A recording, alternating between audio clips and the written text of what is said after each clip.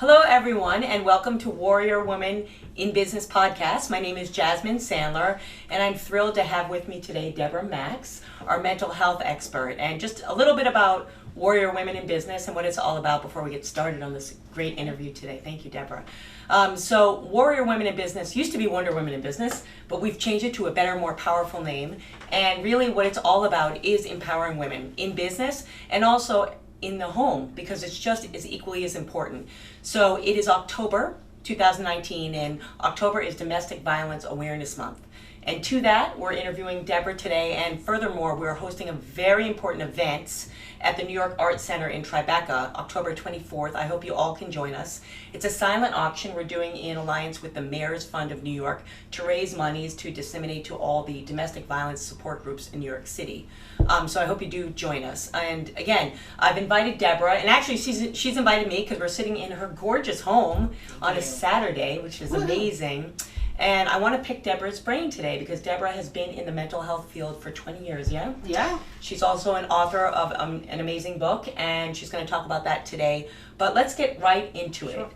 First and foremost is, how did you tell us your story and how you chose the field that you're in today? When people ask me how I entered the field or what got me into mental health, I usually say it was by mistake. It was circumstances that led me, and I think most people can say that about almost anything and what we do. I was a recipient of mental health services from the time I was really young. So I experienced a lot of the good, the bad, the ugly that mental health system has to offer. And, you know, as I bettered myself and got further along in my own recovery, I learned about different advocacy organizations for certain things. A lot of it had to do with revamping the mental health system. So that was on more of a macro level, but on a micro level, I was involved in some support groups and other forums where you can really provide one-on-one support. And sometimes I felt like you made more change on that micro level. Sometimes the advocacy work can be a little bit frustrating. So that's a roundabout way of saying that I went from patient to advocate, and now in my current role, I'm assessing patients that are in acute psychiatric crisis. So, yeah. And you're in, so talk about where you are now and your, you know, your affiliations, the hospital you work with, and a little bit about what you do on a day-to-day basis. No problem. So I'm doing two exciting things right now, and kind of they both feed different needs that I have. My day job, if you want to call it that, is working at Christ Hospital in Jersey City.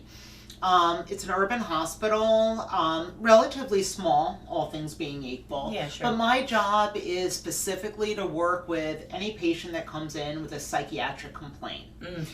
A lot of the patients that come in are brought by the local police, sometimes secondary to domestic situations, arguments, fights, what have you. My job is to assess them for safety and either recommend psychiatric admission or refer them to outpatient services.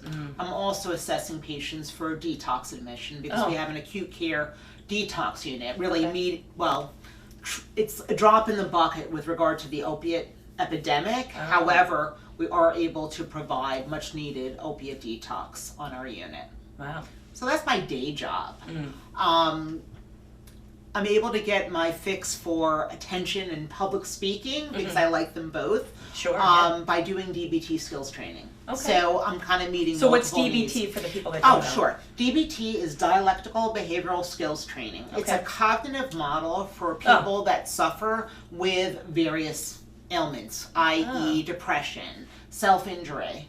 It was used primarily for folks that had borderline personality disorder, which unfortunately there's a huge gender bias with that diagnosis as well. But what we found over the years is it has many applications. It's very, very concrete. It's really wonderful for, you know, folks in criminal justice settings because it is behavioral. It's been helpful for people that struggle with self-injury. Polysubstance abuse, sexual trauma, that's a big one. So what I do is I took the model, which is Marshall Lenahan's model, the DBT model, and I kind of tweaked it a little. So I'm teaching skills in a way that they're portable. So I'm teaching mental health clinicians these skills so that A, they learn them so they can care for themselves. Then they're able to model them for their clients, etc. And then it goes round and round and round. So I'm a big fan of the whole self-care thing and really taking care of yourself so you can be good for the people you're working with. Well, you know what you said, well, thank you for, you know, Sure. not only illustrating that, but defining it, because a lot of people don't know what it's like on the inside of the mental health system. I think a lot of people just don't even know. But what you said, what was interesting is something that we've been talking about this month, kind of in general at our events and, you know, just conversations I'm having with people. We're supporting the Mayor's Fund and, you know, their end gender-based and domestic violence. And one of the conversations that we're having and what we're going to be talking about on October 24th is the nature of abuse, sexual abuse, verbal abuse when it comes to domestic violence, and how that perpetuates beyond one person. You know what I mean? So I like that you were talking about the fact that you are you're basically training a behavior that can be modeled, right? Correct. And drive positivity. So that being said, I guess my question to you is the cases that you see that come in, whether they're sexual abuse or domestic violence, you know, one important thing that I'd like to understand is how much of it is physical versus mental? Like, what's the weight of the difference? Do you know what I mean? Like, in terms of the effect. I have to think about that one for a second. Oh, sure. So, are you asking me which you think is the more significant problem that I'm seeing? Or Yeah, good question. Sorry about that. It was pretty it's vague. okay. It's okay. So, no, not only which is more significant, but I think furthermore, the secondary question would be, what has more impact, right? So, you know, there's this whole argument with domestic violence that, you know, it's what's physical and what can be seen. But then there's this whole other argument that no, it's the mental impact. And so I know you're on the mental side, but you're also working in a situation where you're seeing the physical impact as well. Yeah. So I'm just wondering what you think in the long term, if you have a case where someone's been abused physically, you know, how long does it take for them to get over the physical impact versus the longevity of the mental impact? Do you know what I mean? I understand. Well, Yeah. I mean, I think we can look at it. You know, our bodies will heal over time, but the emotional and mental well-being of someone is a little bit different because it's not something you can see. It might not be as tangible as the physical signs. But one of the things that I've seen in the field, and one of the things that I've encountered myself is, and this is an unfortunate thing we have in the mental health field, we have a lot of folks, including myself, who have backgrounds of significant trauma. Okay? Yeah. Secondary to sexual abuse or institutional abuse. What happens is they come into the mental health system trying to access care for services, but in many ways the system itself is re-traumatizing. And really, in addition to the pre-existing trauma, a lot of the practices of the mental health field are even more traumatizing. Everything from the administration of medication via IM to 4-point restraints, which, quite frankly, It's still a thing. it's still a thing. It's very much Isn't a that thing. archaic? Yes, and I have to say, I was. It seems like it would be in a film and not in our No. 2019 hospitals, It's right? unfortunately very real. I actually carry a restraint key, and I was told I had to. That the expectation is if a patient requires restraints, I'm to assist with the process. To which I said, "That's nice. I may use the key, but it will be to unlock the restraints." Good for you. So. Good for you. Yeah. So let's talk a little bit about, and you know, again, as much as you want to talk about it, or as little, but you know, just, and I know some things are hard to talk about, but you know, I came from the reason that I'm doing this event, that I'm like hell bent on this event, is because I came from a family of, you know, serious domestic violence, and I saw it when I was very young, and it has a long mental impact, and you know, through that, as a little kid, we would go to therapists all the time and bounced around. So I know the mental health system, believe me, girlfriend. So my question to you though is like talking about, like, maybe if you want to share a little bit about like some things that may have happened to you, and you know, anything that you want to share or don't, you know, and where you found actual help along the way, like the good part of it. The good parts. Yeah, the good part. You know, I have a lot of gratitude for some of the people that I have in my life that are providing me support. Good. I think the greatest support I have is from 2 mental health treatment providers who work with me not to pathologize things I feel. I think when you have grown up in the mental health system, I first entered the inpatient mental health system when I was 13. Yeah. So really all I knew were diagnoses and all of that. Mm-hmm. And I have to remember that, maybe I'm having emotions and not symptoms.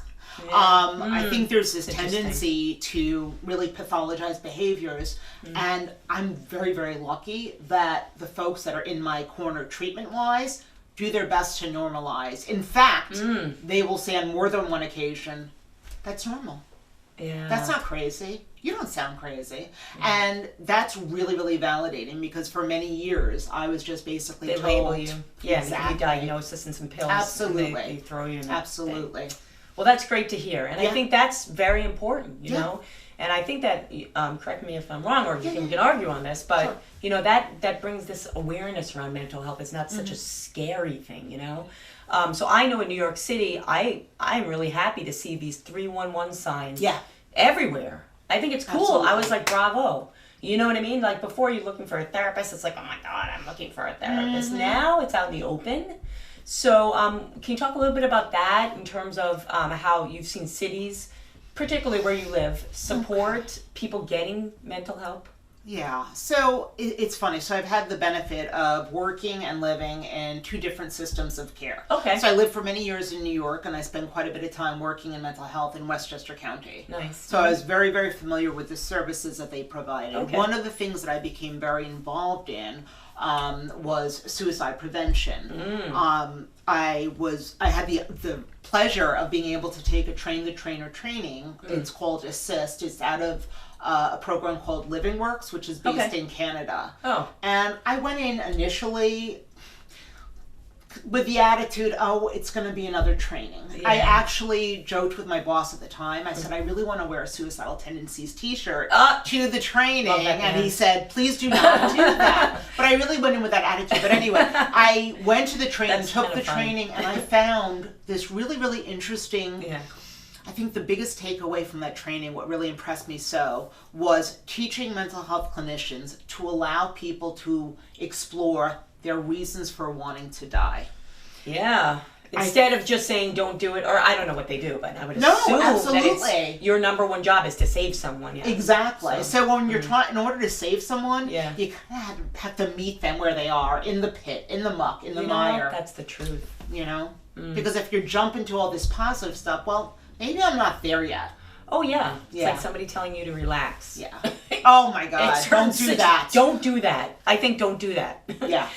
Okay, so let's talk about your book. Title of your book, how you came up with the book, what's the book about? Oh, my gosh. What your mission is behind the book. Talk about the book. So this has actually been a project of mine for many years. And I was really, really lucky last year through various connections to land a literary agent. Congratulations. And what was hysterical about that is it kind of, again, I guess there are no coincidences, but this was an agent whose books I had purchased. I actually have a stack of them. He writes books on how to query literary agents. Oh, I love it. But I never reached out to him, and it was so funny. When he connected with me, and I said, Jeff, I have all of your books, and he goes, did you ever submit to me? I said, no, and he said, why the hell not? But anyway, so that's pretty funny. The book is a memoir, and right now I'm revamping the manuscript a little bit. I'm really trying to target more of the young adult. And what's it called again? Oh, I'm so sorry. It is Thorazine Goddess. Thorazine Goddess. Cool How I name. transformed my psychosis into a superpower. Oh, see, you're a natural fit for the warrior women. You are a warrior woman in business. I love it. So keep going with the book. Yeah, so basically it is a memoir, but I'm not necessarily selling it that way. I think it's an interesting story. Yeah. Okay? How many pages is it? Oh my goodness. Right now the working manuscript is about 585. Oh my gosh. So it's amazing. a lot. There's a lot of good stuff in there. Yeah. What I'm very lucky because I've always been a writer. Yeah. So I do Me too. have I have journal entries from 1987 that I'm able to put into the book. And really it begins with, I think, one of the defining moments in my recovery. And that is linked to my abuse history.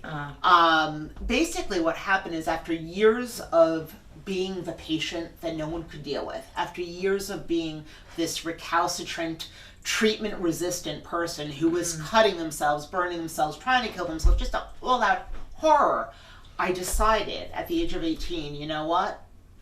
I'm going to do whatever they tell me to do. And that was my biggest mistake. I surrendered to a higher power, if you will, and that was psychiatry. And here's the problem. I'm not anti-psychiatry in any way, shape, or form. However, what happened to me was really, really unfortunate. I decided to comply with the medication, take them as prescribed. And then what wound up happening, one of the drugs that I took was a very, very heavy antipsychotic. It was taking it to calm me. And one of the side effects of a lot of the antipsychotics are tics, facial tics. Really? There's a condition called tardive dyskinesia, which causes involuntary tongue movement. Causes people to have akathisia, which is when your legs kind of move, like a nervousness. Oh, I've seen that before. Okay. So all of these things. So they said, oh my gosh, she's only 18. She's starting to show signs of tardive dyskinesia. They noticed that my tongue was moving when I was speaking, and I wasn't even aware of it. So they figured because once you have this condition, there's no going back. So they took me off the medication. And then they had to replace it with something. So they gave me a benzodiazepine called Klonopin. Oh, I know Klonopin. Which has a really high street value. Yeah, it does. That's the good stuff. I know that stuff, yeah. So what they did is they pumped me with the Klonopin, neglected to take my blood work, and about a month later, when they did... Were you in hospital, though? I was in the hospital. And they didn't do your blood work? They didn't do my blood work. That doesn't make sense. When they did do the level, I was toxic. So, what do you have to do? Stop the Klonopin right away. Right, yeah. And I had a psychotic break. Yeah, that seems like you would. Yeah. That's terrible. It was horrible. And I think the scariest thing about that whole experience, and actually it's helped me I'm at a place where I'm okay with it. Right.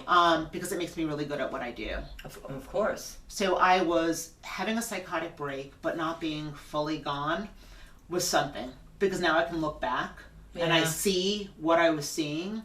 But I think the most important thing is that feeling of not being understood. Because part of being in that state, you have enough awareness to know that everyone around you thinks you're crazy. But you're not able to make a case for yourself. It's frustrating and scary. So I try to give people the benefit of the doubt when I see them. A lot of patients I see are in acute psychosis, and I try really hard to remember that. How you felt. Yeah. And was your family supportive during that time? My family had its own issues. In my family, there is a significant history of mental illness. My paternal grandfather, he committed suicide before I was born, and my dad, it's still questionable. He died when I was 4. It's not clear if it was suicide or not. But bipolar disorder runs rampant in my family. Wow, you're like the banner flag of strength for your family. Because, it starts somewhere. It starts with a family, you know? So it's really great. So, thank you, honestly, for sharing. Oh, sure, no problem. Very personal. And so the book, so it's a working manuscript, so it's not out yet. It's not out yet. Purchase, No, right? not yet. But I'm really looking forward to, finding the right publisher who takes an interest in it. It's a lot of fun. Really, I tell a lot of it's about my experiences on the inpatient mental health system and really growing up in the mental health system. It talks really important. A bit about my relationships. Yeah. A lot of failed relationships, kind of the embarrassing stuff, but it's kind of funny now in hindsight. So, yeah, sure. Yeah. So. Okay. Yeah. Well, we look forward to definitely seeing that come out. So do I. Next time you'll be on here as a published author. Oh, I hope so. How's that? I would love it. Yeah, we have to give it a date. That's how things happen. Okay. So now, Warrior Women in Business. Oh boy. I saw your Wonder Women all over in your office. Oh, yeah. Gorgeous. So a warrior woman, how would you define a warrior woman? A woman who's strong throughout anything she faces. When we talk about that, how would you modernize that? How would you see a woman today with all the things that we have to do now? We're pretty much equal with men now, having to work and do everything else. So to you, what does that mean? It's funny, with, the memoir, Thorazine Goddess, there's there is an aspect of that has to do with being a strong woman, a warrior. I think for me, a lot of my strength came from questioning things around me. I don't think anger is necessarily a bad thing. I think sometimes you need it. I think anger for me really, really pushed me forward to kind of advocate for myself. I mean, I'm not saying that's the best place to be coming from, but I think a little bit of passion really goes a long way. People need to be okay with getting angry. I don't think that's necessarily a bad thing. I know that I get angry a lot of times with some of my patients who are just, kind of resigned to things just being the way they are. And I think that's really, really dangerous, be it in an abusive relationship, an abusive household. Absolutely. I think you get so used to your surroundings, you don't realize there can be something else. And for me, getting angry about it really helped me to start moving forward. I'm not saying that works for everyone. No. I was going to say that I think that that's a superpower kind of signal to anyone. Yeah. That anger is telling you something. To leave a relationship or to leave an environment or to leave a job or to leave a career. So I don't necessarily think it's a bad thing. And I think if you mask that, then you never really fully realize your potential as a person. I think we have to be more aware of our spidey sense, okay? Being aware of what makes, if something makes the hairs on the back of your neck go up, if you get that feeling, go with your gut. Yeah. I think that a lot of us have been invalidated for so long. So if we're told, you don't know what you're talking about. Okay, fine. But I'm in a place now, and I work in an emergency room. I deal with misogyny on a daily basis. Yeah, I come from a family of doctors. And my father, the one that caused all the problems, he was one of those men and male doctors in the emergency room. So I know that type of person. And not easy to deal with. No, absolutely not. At all, because it seems like you would have to constantly be proving your worth in that, which you shouldn't have to. I gotta be honest. With some of the doctors in the ER, and I'm thinking about today in particular, I bullied them. Good for you. Bully them. Because you know what, they're probably not used to it. But you know what's really funny, and I really relish this though, because it's really funny. So after so many years of being victimized by the medical profession and psychiatry I'm now in a position where I literally have ER doctors saying, Deb, what should I do with this patient? Oh. Yeah. That's good. Shoes so on the foot. Now you're being looked up to. Because you have the experience and you have the confidence. Yeah. Right? So let's talk about men a little bit, because in this show we talk a lot about empowering women and women coming together, but the show is not about excluding men. And it's actually the opposite. It's about including everyone, right? And making things more equal. So in your field, where have you seen men helping women? I don't know if you have any types of women's initiatives or women's programs, but what do you think men can do to help women succeed in the professional field of mental health? Well, it's really interesting. In mental health, it is the majority of folks are either people that were touched by mental illness at some point in their life. It is strongly a female, occupied profession. Yeah. I think the biggest thing that I could say to men in the field is, and again, I say this with almost anything, be it cultural competence, what have you, the best way to find out how to help or support someone is to just ask them. Yeah. It's that basic. I don't think it necessarily has to be so complicated, because everyone is different. What your needs are might be different from mine. Sure, absolutely. That's, I think, the biggest thing.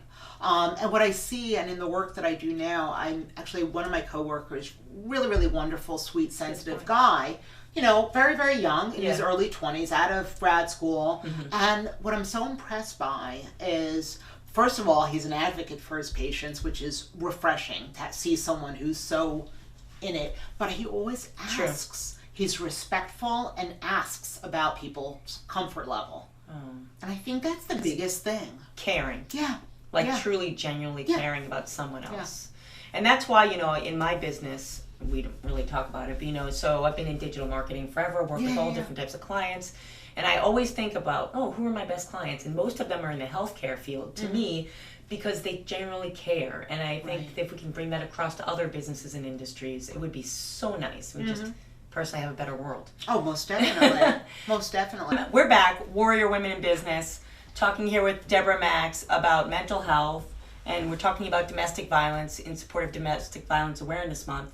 And before the lights went out, we were talking a little bit about the importance of supporting the community and the importance of helping those that can help others. And we were talking a little bit about how we can treat people before the cycle starts. Absolutely. So you kind of like backtrack a little bit and talk to us about where you see violence and abuse, begetting violence and abuse, and what you think can be done to kind of stop that, and what you've seen in your own experience. Well, I think we have to go back to like the initial trauma. I know from my experience in doing homeless outreach and working with sex offenders and seeing there was never a case of one of my clients who was an offender that wasn't a victim at one point. So if we address the root cause, which is the initial trauma, I think that really is a good way to go to kind of prevent the abused becoming the abusers. Absolutely. I also think what we're seeing a lot, there's definitely a gender bias. It's almost more acceptable for women to share their experiences of abuse versus men. Yes. And I think we're also talking about the importance of inclusion. Almost definitely. And not just thinking it's a women's problem. Like this show is not just about women. No, I think it's abuse. It's a relationship. Yeah. Problem. Right? Well, and I think it's underreported when it comes to men. Yeah, of course. And that goes with sexual abuse to domestic violence and what have you. I see, yeah. And also we can't ignore institutional abuse. We really, really can't. We see a lot of this in the criminal justice system. We have, children, adolescents that are abused, and then what ends up happening is that they're role models, but their role models are their abusers. So they learn these bad behaviors, and then they go into the institutions. That's an excellent point. And for survival, they have to up their game. And we see the violence just increases. Oh, that's terrible. I was talking to a friend of mine who's involved in an organization called Operation Warrior Shield. They're a great organization. What they do is they help families of victims that have committed suicide after they've left the military. Yeah. And I was having this conversation and learned that actually... there's a problem in the military with rape and sexual abuse, and the point of the story is that those women are afraid to say anything. So I can see how when it's contained, when this type of abuse is contained in certain structural organizations, that people don't talk about it. So I think it's important that people do begin to talk about it in a way where they can be free, and I think when you're talking about men, women are more emotional, right? And men really aren't raised to get out there and peel out their emotions, right? Like, I think that's a huge part of it, but I think you touched on something else that's a little bit different, which is that fear of retaliation. When there's a power differential, whether it's perceived or real. Now, in the military, that's a great example of there being a very significant power differential. But when we talk about the mental health system, what power does a person who is inpatient on a psychiatric unit have to report any allegations of abuse? Once you're identified as the patient, your credibility goes out the window, and that's really scary. So what happens? Why say anything if when you say something, no one believes you anyway? So it's about finding your voice. I think is a huge part of it also, and not being fearful of retaliation. Yeah, absolutely. So, we're definitely gonna talk about this subject more. I think we're gonna be talking later. Yeah. So I'm excited for October 24th. Very much so. Yeah. Deborah Max is going to be there, and I'm going to be passing her the microphone to talk about this from an insider perspective.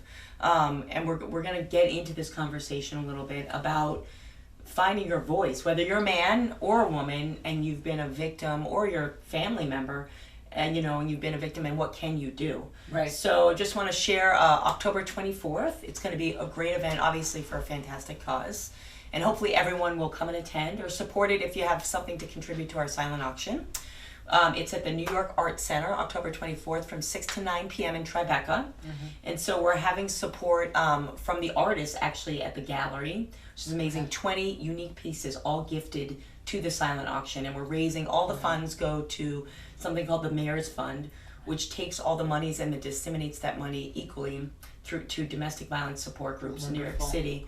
But for me, that's a good part of it, but I think the more important piece of it is actually having that conversation, having the education on that day and building awareness. And like Deborah and I were talking about today, it's really important for others to share that. Otherwise, like you said, it just kind of stops at the victim, and we don't want that to happen. So if you're interested in attending, meeting Deborah and I on October 24th at the Warrior Women in Business Silent Auction event, please visit us on Facebook. It's Warrior Women in Business WWIB on Facebook, easiest way to get your tickets. And I want to thank you so much for being on today.